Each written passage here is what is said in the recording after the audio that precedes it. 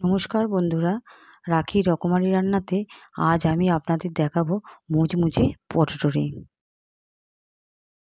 চলুন রান্নাটি শুরু করি। লাগছে দুটো বড় সাইজের আলু আমি সিদ্ধ করে গ্রেট করে নিয়েছি। কাঁচের বাটি নিয়েছি, বাটির মধ্যে আলু সিদ্ধগুলো নিয়ে নিচ্ছি। বড় সাইজের পেঁয়াজ কুচিয়ে নিয়েছি, সেটা দিয়ে দিচ্ছি। 6টা কাঁচা লঙ্কা কুচি অ্যাড করছি। আপনারা যে যেমন ঝাল খান সেরকম দেবেন। এর মধ্যে 1 কাপ চালের গুঁড়ো দিচ্ছি। এর মধ্যে হাফ কাপ সুজি দিয়ে দিচ্ছি। সুজিটা দেওয়ার ফলে এটা খুব মচমচে হবে। এর মধ্যে অ্যাড করছি 1 চামচ আদা বাটা আর রসুন আর কাঁচা লঙ্কা বাটা। এর মধ্যে দিয়ে দিলাম ধনেপাতা কুচোনো। এর মধ্যে দিচ্ছি পরিমাণ মতো নুন, শুকনো লঙ্কার গুঁড়ো, 1 চামচ হলুদের গুঁড়ো আর হাফ চামচ গরম মশলার গুঁড়ো দিয়ে এটাকে ভালো করে মিশিয়ে নিয়ে আমি এটাকে মেখে নেব। ভালো করে এটাকে মেখে আমি একটা ডো তৈরি করব। যেহেতু আমি চালের গুঁড়ো দিয়েছি, এটা বাইন্ডিংয়ের কাজ করবে।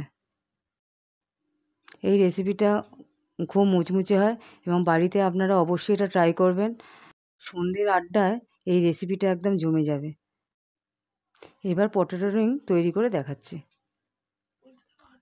এবার হাতে আমি এইভাবে ডোটা নিয়েছি, নিয়ে হাতে প্রথমে গোল করে নেব। নিয়ে ভালো করে অনেকক্ষণ ধরে চটকে গোল করে নিয়ে তারপর দুটো হাতের তালু দিয়ে প্রথমে লম্বা করে নেব। নিয়ে এই দেখুন লম্বা করছি। এইভাবে অনেকক্ষণ ধরে ভালো করে এটাকে করে নিতে হবে। আঁট করতে হবে যাতে ফেটে না যায়। এবার আস্তে করে ঘুরিয়ে নিয়ে দুটো প্রান্তে মুখটা দেখুন এইভাবে চেপে দিচ্ছি। এমন করে চেপে দেবেন যাতে ভাজার সময় খুলে না যায়। এইভাবে ঘুরিয়ে গোল করে দেখুন আমার এটা একটা রেডি হয়ে গেল।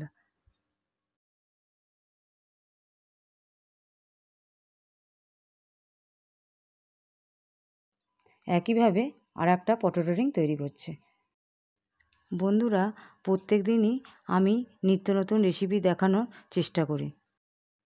আমার এই রেসিপিটি আপনারা বাড়িতে ট্রাই করুন এবং রাখির রকমারি রান্নায় আপনাদের কেমন লাগছে সেটা আমাকে কমেন্ট করে জানান।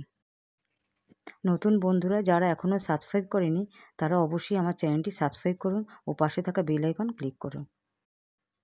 নতুন রান্নার নোটিফিকেশন পেয়ে যাবেন।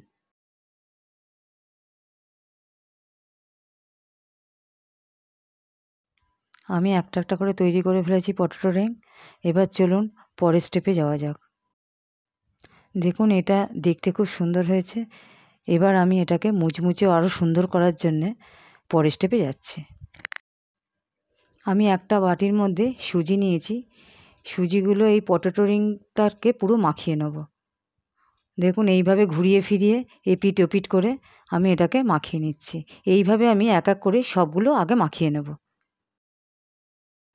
দেখুন দ্বিতীয়টাও এই একইভাবে মাখিয়ে নিচ্ছি। এতে স্বাদও বাড়বে, দেখতেও ভালো লাগবে আর মুচমুচেও হবে।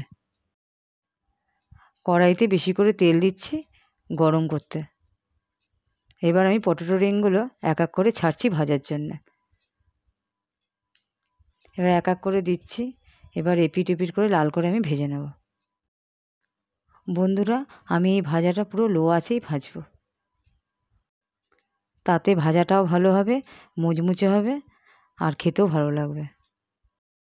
এক পিঠ হয়ে গেছে আর এক পিঠ উল্টে দিচ্ছি। এটা এপিট ওপিট করে ভালো করে ভেজে নিতে হবে। একইভাবে ভেজে সবগুলো আমি দেখাচ্ছি। বন্ধুরা, রান্নাটা কিন্তু আমি সাদা তেলে করছি। বন্ধুরা, ভাজা হয়ে গেছে। এবার আমি পটেটো রিংগুলো তুলে নিচ্ছি। তেল ছেঁকে তুলে নিচ্ছি আমি অন্য পাত্রে। সবগুলো ভাজা আমার কমপ্লিট। আমি পরিবেশন করে আপনাদের দেখাচ্ছি। বন্ধুরা, আজকের রেসিপিটি আপনাদের কেমন লাগলো জানাবেন। সুস্থ থাকবেন, ভালো থাকবেন।